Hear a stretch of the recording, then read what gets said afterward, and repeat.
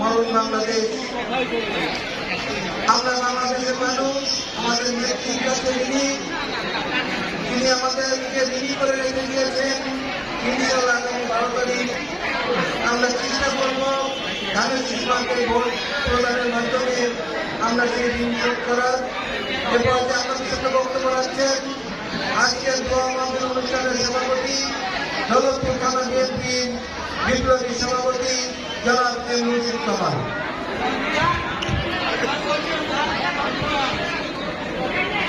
বিসমিল্লাহির রহমানির রহিম।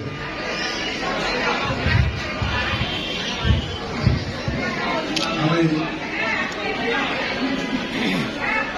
সর্বপ্রথমে ক্ষমা চেয়ে নিচ্ছি আপনাদের কাছে যে আমরা আসলে কল্পনাও করতে পারিনি যে এত লোকের উপস্থিতি হবে। আমাদের পিছনে অনেক মা বোনরা এবং ভাইরা দাঁড়িয়ে আছে, সামনেও অনেক নেতৃবৃন্দ দাঁড়িয়ে আছে।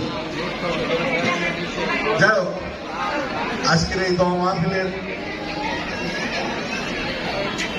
অনুষ্ঠানে আগত থানা বিএনপির সংগ্রামী সাধারণ সম্পাদক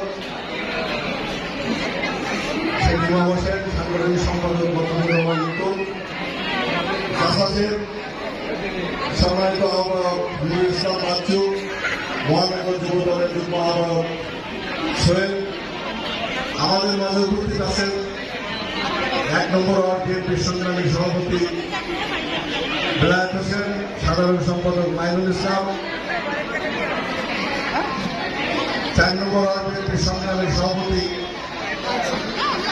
লিয়াকত হোসেন রাবি ভাই, সাধারণ সম্পাদক আরমান হোসেন, 5 নম্বর ওয়ার্ড বিএনপির সংগ্রামী সভাপতি খবির উদ্দিন, সাধারণ সম্পাদক ইকবাল হোসেন, 6 নম্বর ওয়ার্ড বিএনপির সংগ্রামী সভাপতি অধ্যক্ষ জয়নাল আবেদিন, সাধারণ সম্পাদক Sheikh answer Ali,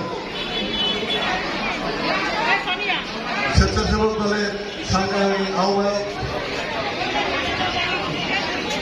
আলমগেরা union BNP সংগ্রামী সাধারণ সম্পাদক আসিফুজ্জামান, স্বেচ্ছাসেবক দলের সংগ্রামী আহ্বায়ক আমদানি মোল্লা, সাধারণ সমিতি সচিব রতন আলামী সর্দার রতন, ছাত্র দলের সংগ্রামী আহ্বায়ক মৃদুল, সাধারণ সম্পাদক রিপ্পি সহ